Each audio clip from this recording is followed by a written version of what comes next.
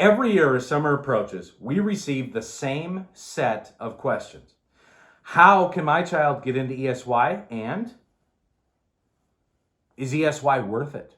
Well, the first question, how can my child get into ESY, we've already answered in detail. Take a look at the video titled ESY in Special Education Defined for a deep dive. However, is ESY worth it? That's what we're going to work toward answering today. Welcome to this episode of Special Education Parenting Tips.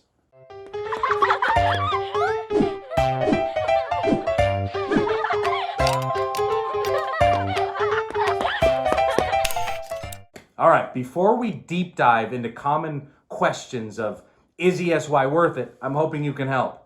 On the bottom right-hand side of your screen, you'll see a little logo with the word subscribe on it. Click that real quick. Thank you so much. To answer the common question of is ESY worth it, we must first briefly look at the definition of ESY, or extended school year. ESY contains services that take place outside of the normal school schedule.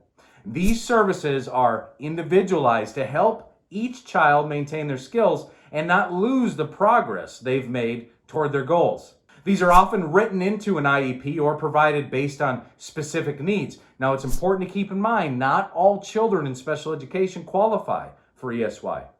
Now that we have an idea as to what ESY is, for those that haven't yet watched our in-depth video on the topic, let's dive into whether or not ESY is worth it. The general answer I provide when asked this question is yes. But now, of course, as you might imagine, I get quite a few silent responses to that answer, but it's true. Here's why. Every single child is different. Without a ton more information, no one could answer that question properly. Here are some pros to the ESY program. Your child gets additional academic support designed to close the gap. Zero cost to families. Smaller class sizes designed for individual support. Most ESY programs don't last all summer break. They're better prepared for fall. These services are designed to reinforce skills that have been developed. Here are some cons to the ESY program. These services typically take place at the school. Many children who struggle academically don't like school. That often is portrayed as a punishment.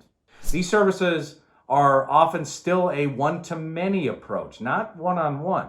These services may be provided by a different teacher or therapist than your child's used to. Few children receive ESY services. Look, here's the bottom line. I am most certainly an advocate of some sort of academic learning through the summer months, period.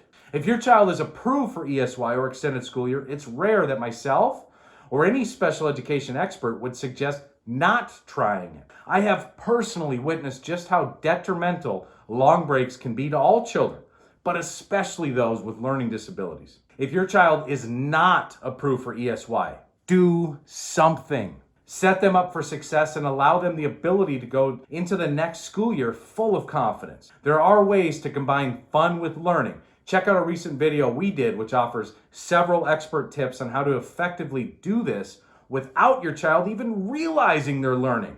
Every single fall, my schedule gets packed having discussions with parents who have found that their child is completely lost in the new school year. And during every one of these conversations, I ask what steps were taken to prepare for this school year, since in most cases, their child struggled last year. 90% of the responses I receive are nothing. Most parents' thought is that by allowing their child a break from academics for a couple of months, they will feel rejuvenated and ready to focus in the fall. Facts have proven this just isn't the case. Look, I'm not mad at parents. Like I've said a million times, no parenting manual exists. The only way we learn is from either trial and error or through the experiences of others. I can absolutely guarantee you that allowing us the ability to work one-on-one with your child for 1 hour a week will ensure very little regression, if any, takes place. For more information on our services, check out the description for this video.